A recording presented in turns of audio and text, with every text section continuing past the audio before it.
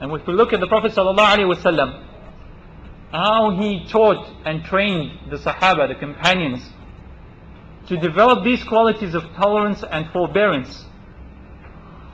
There are so many examples, so many hadith from the Prophet ﷺ, where he taught his companions to be tolerant, to be patient, to be forgiving, to pardon people for their mistakes. For example, in this incident, a Bedouin, al-Arabi, came to the Prophet ﷺ and he asked him for something.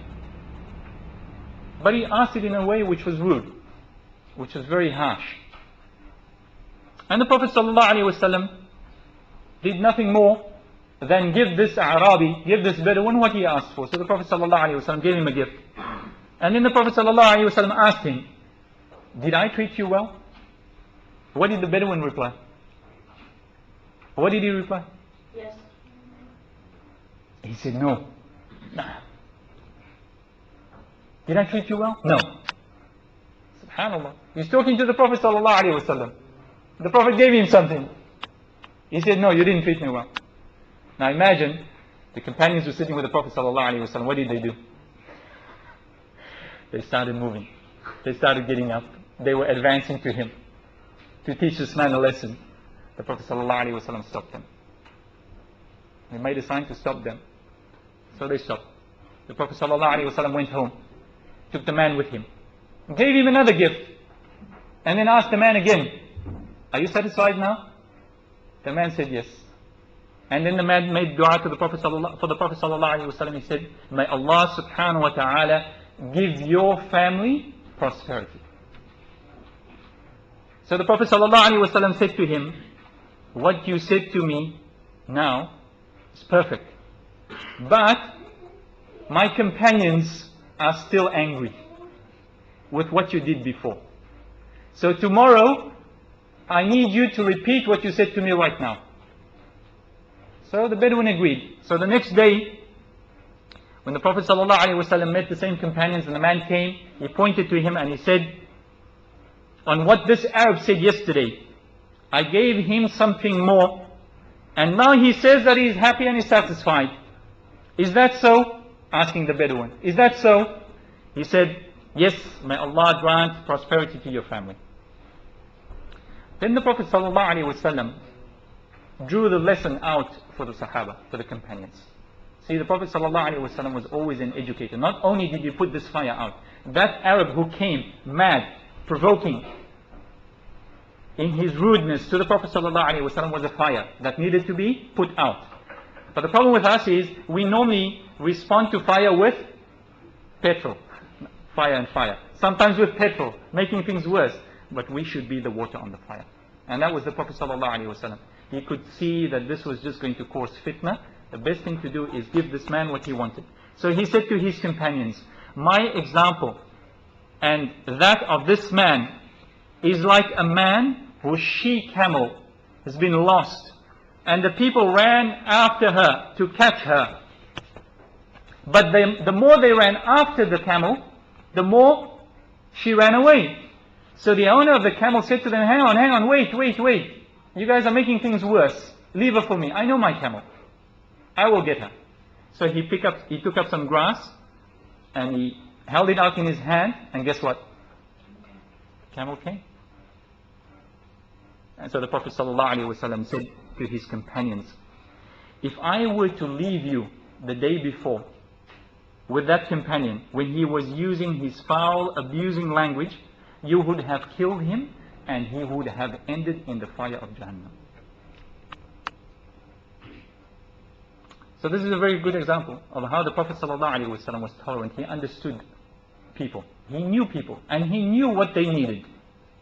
So he knew that this man, that was his nature. He was from the desert. And the desert Arabs, they were known for their harshness. They didn't have the sophistication and the mildness of the city people.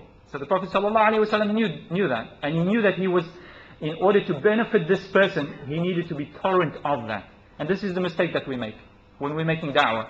We need to be tolerant of people, because we're going to come in contact with different types, different people, different attitudes, different opinions. We need to tolerate that so that we can benefit them, inshaAllah. Now the question is, did the Prophet ﷺ ever get angry? If the Prophet ﷺ had this supreme ability to remain in control and to be tolerant, did he ever get angry? The answer is yes. Yes, the Prophet ﷺ did get angry. But did the Prophet ﷺ ever get angry when his own person was injured? The answer is no. The Prophet ﷺ was very patient, was very tolerant. When people would abuse him, would curse him, would harm him, he was tolerant to that. But when people violated the law of Allah subhanahu wa ta'ala, the Prophet ﷺ would take firm action against them. So that's the difference. We need to distinguish what is being violated. Is it just me? Is it my ego that is being attacked? Why should I respond if my ego is being attacked? What's my ego? In fact, I should stand on my ego. I should step on it. My ego is nothing. But the problem is, we always respond because our egos are being hurt. You hurt my feelings, so now I've got to teach you a lesson. Right? That's the common attitude. The brother hurt my feelings. Gonna fix him up. But the Prophet ﷺ never did that, because he knew what he was doing. He was sent with a message to convey to people, and that was his job. And part of our job is we are going to be confronted with people who are going to abuse us. They're going to curse us. But our job is to help them, inshaAllah. Once at the time of Asr Salah, the middle of prayer, in his speech to the people, the Prophet ﷺ said this hadith. He said, it was a very long hadith, but I just took the end part of the hadith. The Prophet ﷺ said, keep in mind, anger becomes a spark in the heart of Adam's son. Did you not see that at the time of anger, a man's eyes become red and his nostrils become enlarged? If anyone sees these signs in a person, he should remain glued to his seat. Why did the Prophet ﷺ say, if we see someone with these signs, we should remain glued to our seat? Why? Because if you move, you may worsen the situation. So in order to calm that person in his state of anger, remain seated. And don't do anything that will inflame the situation. Remember, be the water again. Because the flames of anger will destroy everything.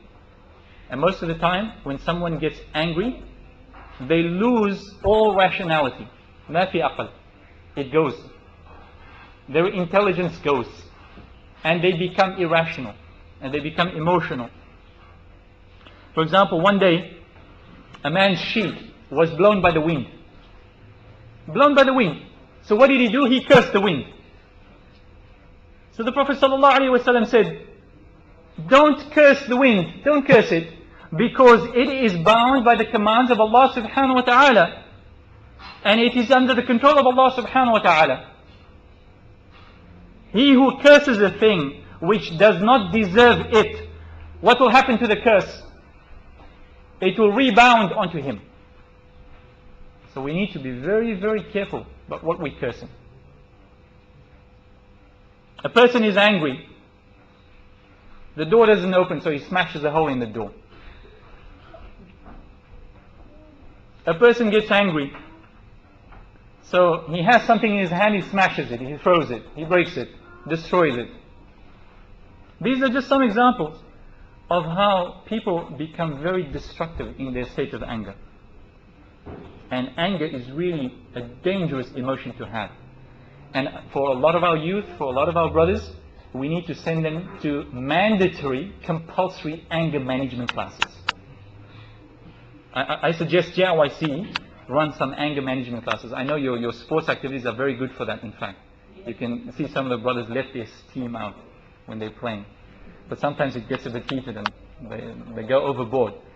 But sometimes we need anger management classes for some of the people in our community. Now there were two things that the Prophet ﷺ worked very hard to counter.